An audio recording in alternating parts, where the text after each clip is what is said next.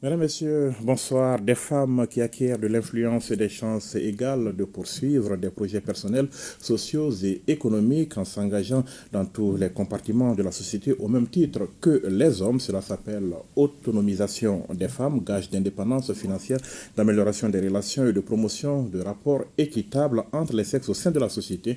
Un combat pour les femmes du Mali, combat porté par un certain nombre de femmes leaders dans leurs domaines respectifs. Parmi elles, Koura Sissoko, présidente de l'ONG Mousso Kanyeta, qui a comme objectif principal la promotion de la femme malienne, maîtresse de son destin, un engagement pour la femme en particulier et pour la société en général, puisque notre invitée du jour, ou disons de la semaine, est également responsable associative et promotrice d'école. Clin d'œil à l'occasion du mois de mars, mois dédié à la femme. Koura Sissoko, bonsoir. Bonsoir Konaté. Bienvenue sur le plateau de l'invité de la semaine et merci d'avoir accepté notre invitation.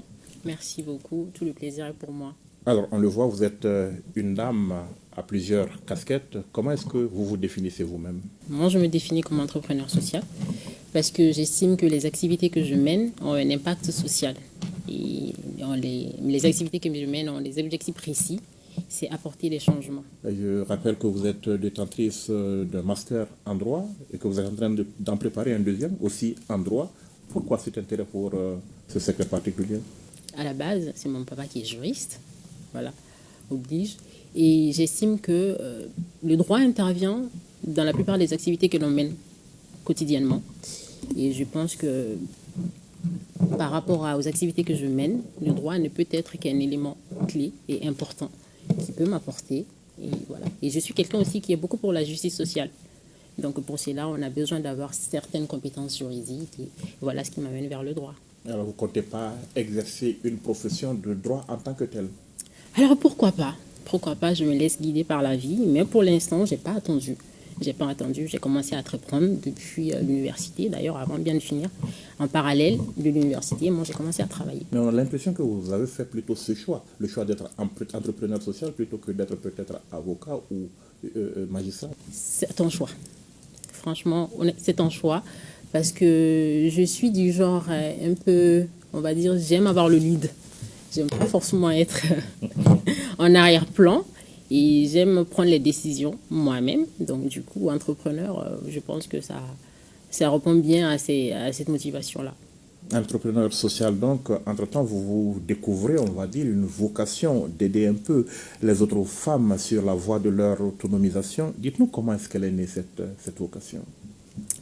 Alors, l'ONG Mousso Kanyeta, l'historique est un peu anecdotique.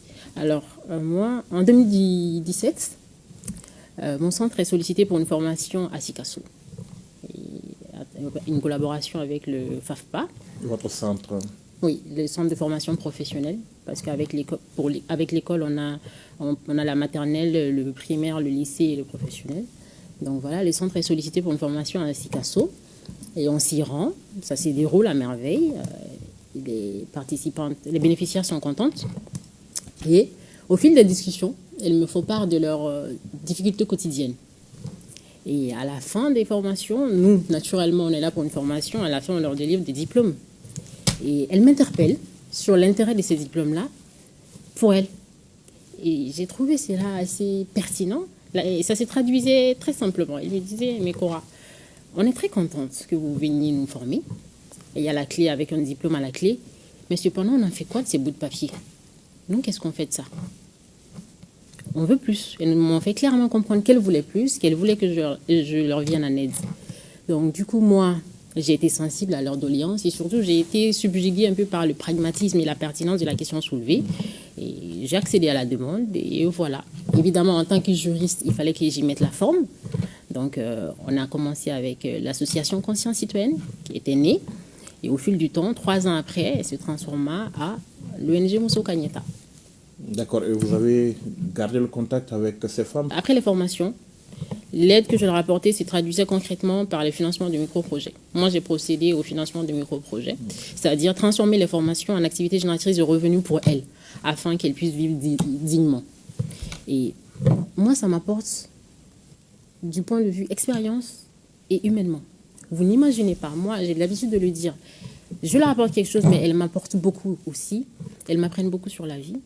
Et moi, je leur voue une considération incommensurable, j'ai l'habitude de le dire.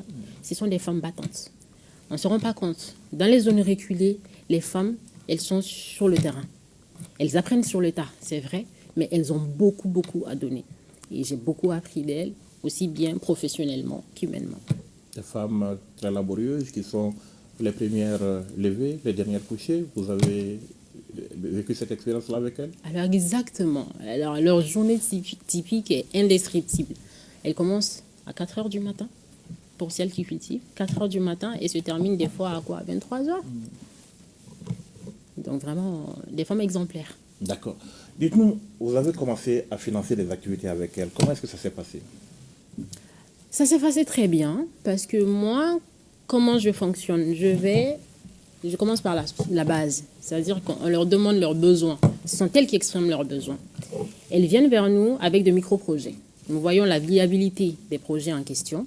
Et si on estime que le projet est viable, on finance. Moi, ce que j'ai fait, c'est que je leur ai donné une grande autonomie. C'est-à-dire qu'au départ, j'ai mis un fonds à leur disposition. Elles gèrent tout. Il y a une trésorière qui se charge de la collecte au moment opportun. Elles gèrent tout et elles le font très bien. Et d'ailleurs, j'aimerais dire, ce sont des vraies mathématiciennes. Elles n'ont pas besoin de calculettes elles n'ont pas besoin de calculettes pour faire des calculs. Donc, j'ai mis à leur disposition des fonds. Elles ont dispatché entre elles-mêmes, chacune en fonction de leurs besoins. Et ensuite, elles rendent. Elles utilisent, mais elles rendent. Et des fois même avec un surcoût qu'elles-mêmes, elles ont déterminé. Parce que franchement, moi, je les laisse une grande autonomie. Et la trésorière s'occupe de la collecte. Et après, elles refont le dispatching. Comme cela, les activités se développent et les montants montent crescendo petit à petit. Et voilà. Vous leur avez servi un peu d'institution de microcrédit ou comment ça s'est passé? Exactement, c'est du microcrédit parce que ce sont des femmes qui n'ont pas accès au crédit auprès des banques. Évidemment que lorsqu'elles s'adressent aux banques, les institutions financières, pas forcément les banques, vont demander des garanties qu'elles n'ont pas forcément. Donc là, ça leur permettait de tout de suite commencer avec un fonds de départ sans aucune garantie. Notre seule garantie, c'est la confiance. D'accord. Micro-projet, vous avez dit, en termes d'activité, ça représente quoi? Alors, ça peut être la transformation agroalimentaire, ça peut être la saponification, ça peut être de l'aviculture et ça peut être de petits commerces. Pas forcément déterminés, mais les montants de financement qu'on a effectués jusque-là, les plafonds sont plafonnés à 500 000. On n'est pas allé au-delà. Et comment est-ce que les femmes, elles s'en sortent globalement? L'impact est réel sur les terrains connatés. Moi, je suis assez satisfaite lorsque tu vois qu'une femme, au début, elle te demande 100 000 francs, à la fin, elle te demande 500 000 francs, et qu'elle emploie d'autres femmes, et que tu peux voir par toi-même que sa vie change, s'améliore. Personnellement, j'en suis très fière et je pense que l'impact est réel. D'accord. Et depuis, vous avez continué à travailler avec les femmes, vous avez élargi votre champ d'action. Comment est-ce que ça s'est passé? Le bouche à oreille. Le bouche à oreille a fait son travail. À la base, on a commencé à Sikasso. Ensuite, on a été sollicité par des femmes de Baguinida. D'ailleurs, figurez-vous que sur les 32 villages de Baguinida, moi, j'ai formé 28 villages, les femmes de 28 villages. Et ensuite, on est intervenu à Kati, on est intervenu à Koulikoro, on est intervenu dans la circonscription du Tchélé. Et vraiment, c'est le bouche à oreille qui fait son travail. Et comment ça s'est passé à Baguineda, par exemple? Oh, très bien. Très bien. Je suis toujours en contact d'ailleurs avec ces femmes-là. Et c'est ainsi que Conscience Citoyenne, même, je pense qu'on va y revenir, mais elle est là. Et voilà, donc avec les femmes de Baguinida, je peux dire, vu que moi je suis basée à Bamako, j'ai noué une relation très très forte avec les dames de Baguinida. Ce qui fait que je participe à tous leurs événements, tout, et elles sont en contact permanent. Elles sont devenues, en plus d'être des collaboratrices, Konaté, je peux vous dire qu'aujourd'hui, ce sont devenues des amies.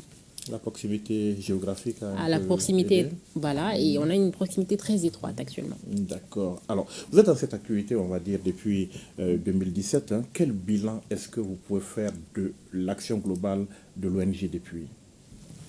Le bilan, déjà en termes de chiffres, c'est 2000 femmes formées, 500 accompagnées financièrement, des vies changées, des femmes reconnaissantes, la satisfaction personnelle du travail accompli.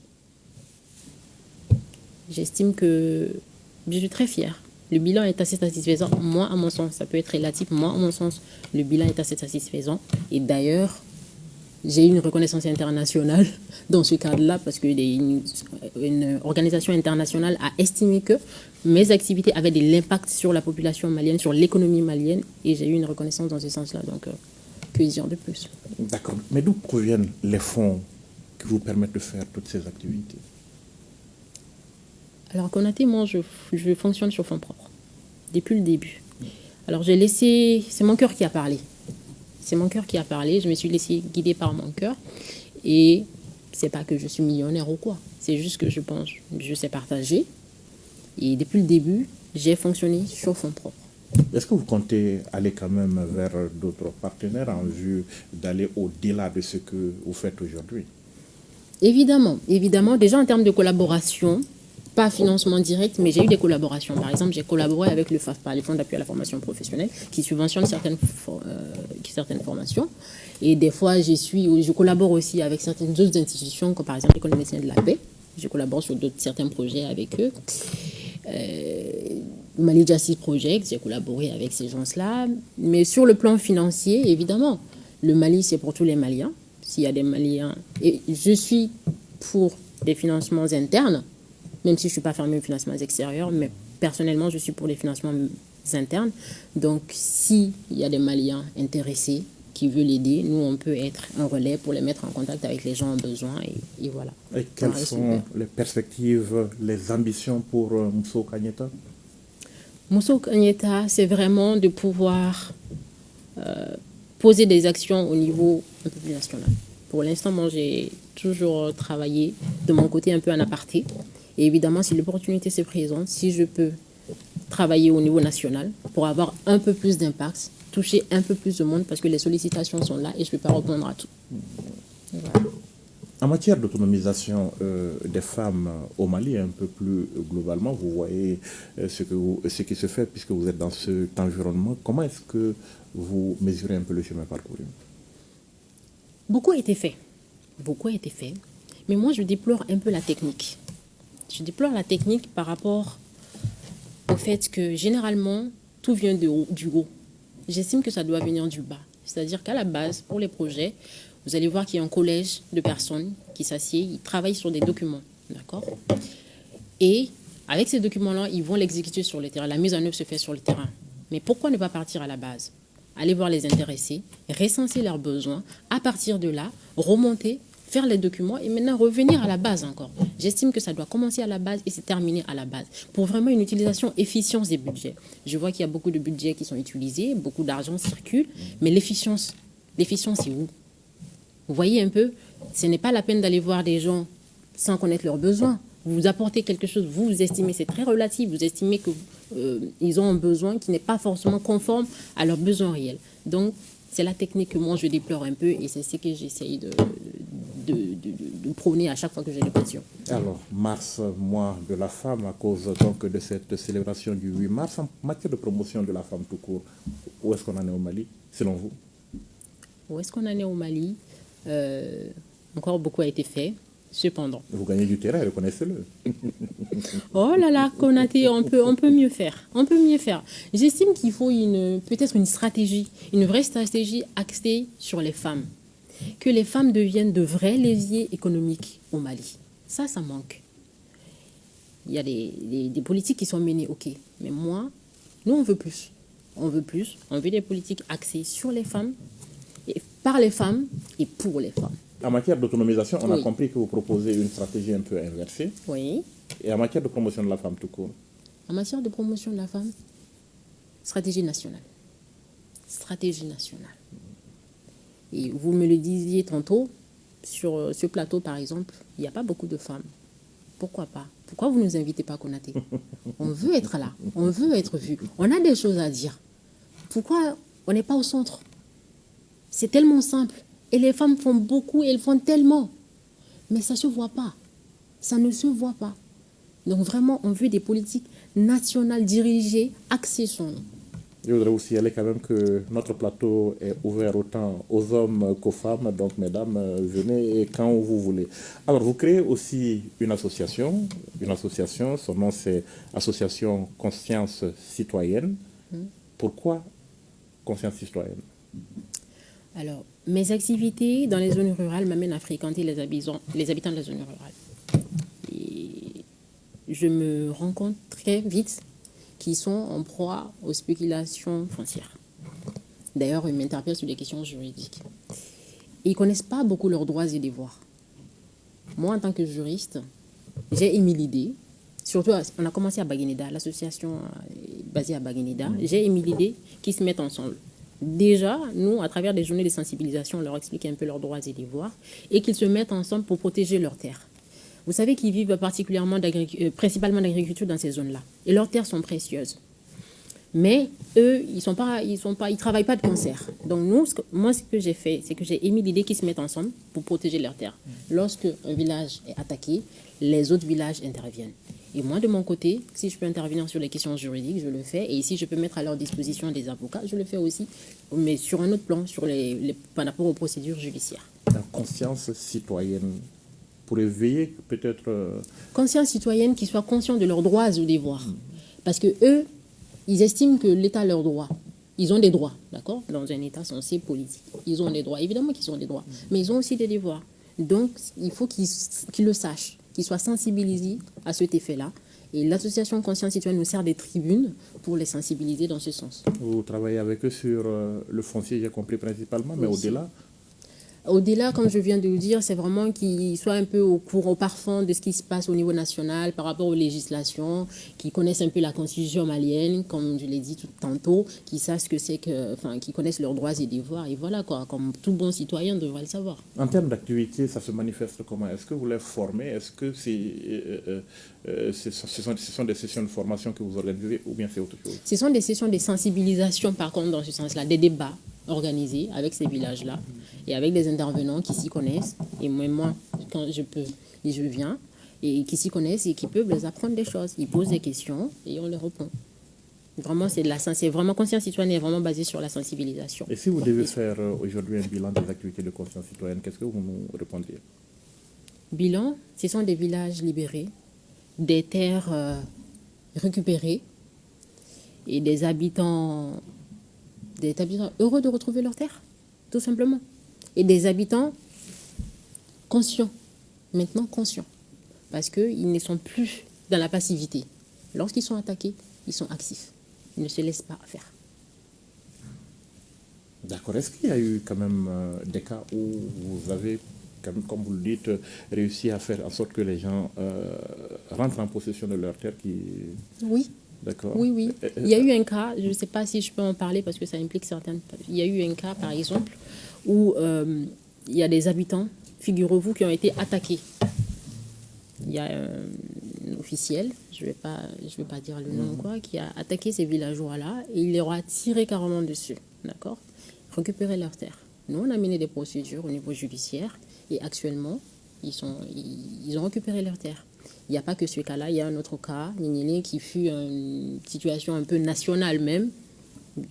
Nignélé, ça vous dit quelque chose? Je ne sais pas, il y a quelques années de cela. Et aussi, on a récupéré les terres. Je ne vais pas rentrer dans les détails parce que c'est allé au niveau juridique. Et voilà.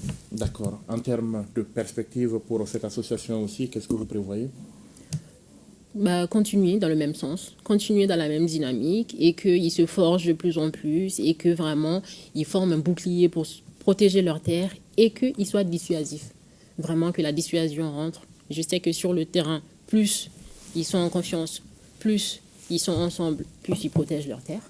Donc les perspectives, c'est vraiment de protéger les terres de ces localités-là.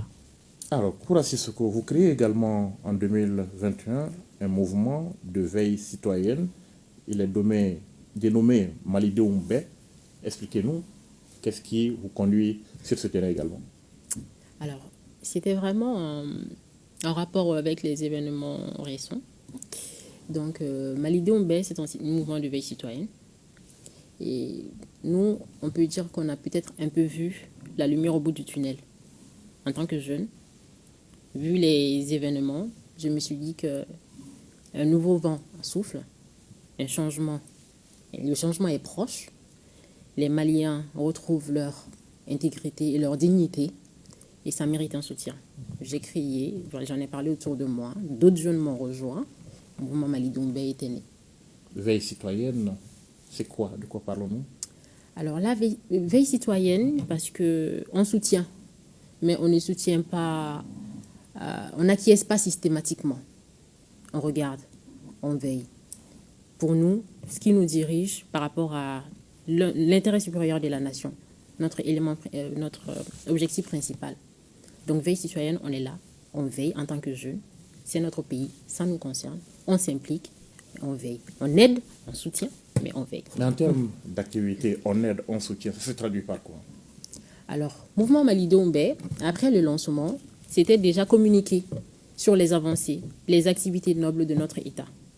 Les activités sur le terrain, les avancées et les actions que l'État pose depuis les événements récents jusqu'à aujourd'hui. On communique dessus, on montre aux autorités que nous les soutenons et que nous sommes derrière eux.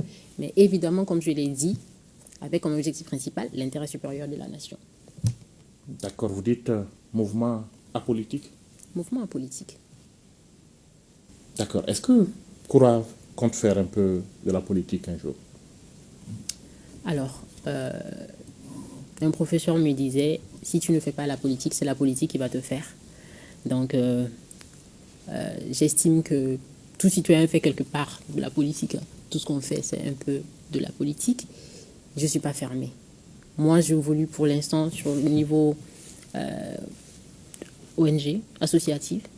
Je ne suis pas fermée parce que je veux m'impliquer dans la gestion de l'État. Et une fois que tu t'impliques dans la gestion de l'État, on va parler de politique.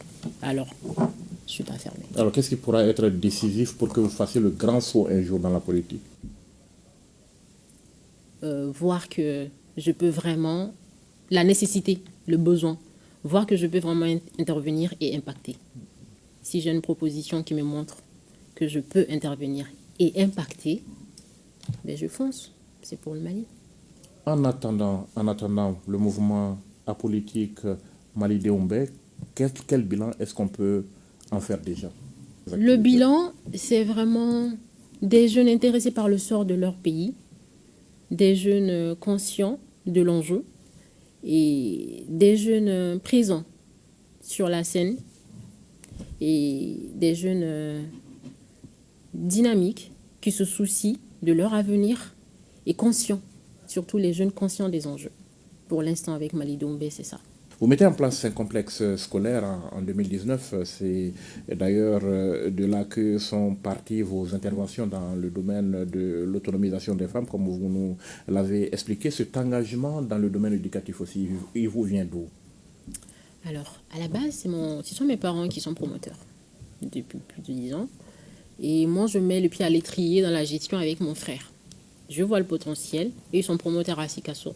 Je vois le potentiel, et l'idée d'avoir mon école germe un peu dans ma tête. Moi, étant à Bamako, de la phase de projet, c'est devenu une réalité. Je me suis lancée, je l'ai créée, et actuellement, je suis heureuse de vous dire que l'école se porte à merveille et qu'elle comporte la maternelle, le lycée, le professionnel et le primaire. Votre satisfaction en tant que promoteur d'école, c'est quoi? Ça, c'est vraiment les enfants. Au niveau des enfants, surtout la maternelle, je peux dire que ce sont des pépinières pour moi. Ce sont mes produits. Ça m'a vraiment amené à côtoyer les enfants, à connaître un peu leur mode et surtout à apporter ma petite touche dans le mode, dans le domaine éducatif et surtout dans la pédagogie. Pour avoir vu un peu ce qui se passe à l'extérieur, j'estime qu'on gagnerait plus à s'ouvrir à d'autres pédagogies. Par exemple, au niveau de l'école, moi, avec les enfants, je suis très heureuse et je pense que les parents le sont aussi. Et les enfants, l'objectif principal, c'est que les enfants, ils veulent venir à l'école. Les enfants veulent venir à l'école. Chez moi, pendant les week-ends, les enfants ne sont pas contents, ils veulent être à l'école. Pendant les vacances, ils ne sont pas contents, ils veulent être à l'école. Très simplement, parce qu'on leur a fait comprendre que l'école, c'est pas une obligation. L'école, c'est pas la rigueur constante. Non, non. L'école, c'est marrant. L'école, c'est du jeu, c'est de la découverte et c'est de l'apprentissage. Donc, on a mis en place des méthodes innovantes. Par exemple, je vais vous donner un exemple. Nous, on a des objectifs précis pour chaque élève. Par exemple, la maternelle. La maternelle petite section, les enfants de 3 ans. On veut qu'à la fin de l'année, chaque enfant puisse connaître la devise du Mali, le drapeau du Mali, compter de 0 à 80, qu'ils puissent présenter leur corps, tout ça. On a des objectifs précis. Et pour les atteindre, on y va petit à petit, mollo mollo avec les enfants et d'une manière ludique. Par exemple, on a des objectifs journaliers aussi. Nous, on veut qu'un enfant écrive 1 dans la journée. On ne va pas l'embêter. Un enfant de 3 ans n'a qu'une concentration en moyenne de 15 minutes. On a un objectif de 30 minutes pour une activité. On fait 15 minutes. L'enfant n'en peut plus. Il va faire d'autres activités. Il revient pour les autres 15 minutes. Ça, c'est l'objectif atteint dans la journée. On veut qu'il écrive 1. Il ne veut pas toucher au crayon. Mais basta le crayon. On veut qu'il écrive 1. Il veut la pâte à modeler. Il écrit 1 avec la pâte à modeler. Il ne veut pas de la pâte à modeler. Basta. On a un panier de sable. Il écrit 1 dans le sable. Et lui, il pense jouer. Sauf que notre objectif est atteint. Il a écrit 1. Voilà. Donc, vraiment, pour ça, je suis très, très heureuse. Et quelle est votre implication personnelle dans ça? Konaté, je suis pas à pas. Je suis à l'école constamment. Et d'ailleurs, ça ne fait pas marcher ça. Je me suis rendu compte que ça ne fait pas marcher ça. Je suis constamment à l'école. Je suis très proche des enfants. Je suis dans chaque classe. Je forme les enseignants. Je suis dans la formation. J'interviens en amont, j'interviens en aval et j'interviens pendant. Je suis tout le temps, constamment à l'école. D'accord, femme active, donc vous l'êtes. Pour votre engagement, vous obtenez un certain nombre de distinctions, une au niveau international, une autre au niveau national. Que représentent ces distinctions pour vous? J'en parle avec beaucoup d'émotion. Grande satisfaction. Alors, les distinctions, elles sont 2. Il y a le CIAO. C'est de International Alliance for Women, qui a son siège basé à Washington, qu'une organisation internationale mène des enquêtes et se rend compte que tes activités ont un impact au niveau national, non seulement pour les femmes de ta communauté, mais aussi sur l'économie de ton pays. Konaté, je peux vous assurer que la satisfaction est immense.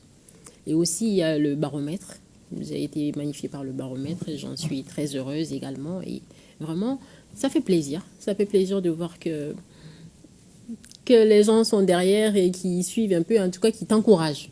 C'est très encourageant, je trouve. D'accord. Et mot des difficultés quand même que vous rencontrez en tant que femme dans votre quotidien, dans toutes ces activités que nous venons de décliner? Les difficultés, elles sont là. Je peux vous assurer que ce n'est pas linéaire. Et la route est sémée d'embûches. Compliqué.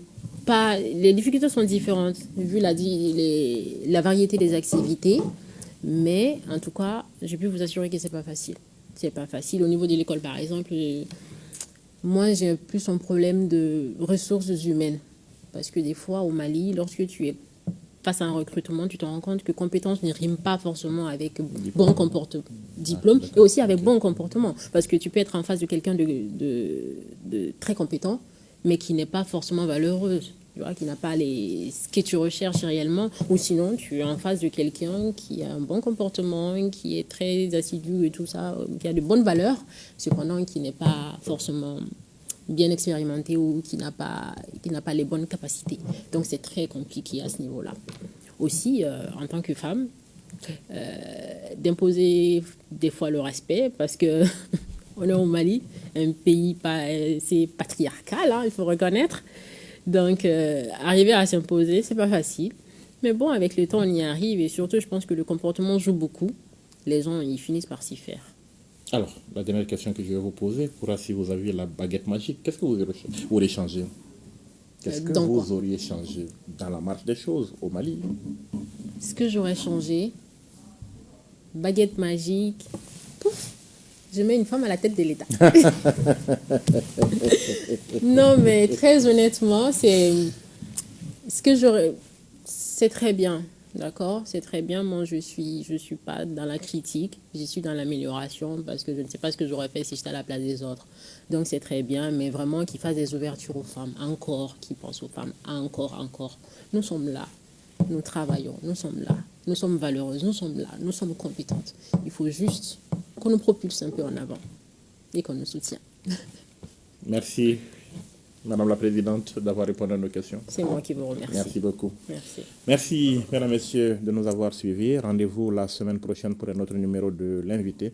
Bonne suite de programme sur l'ORTM.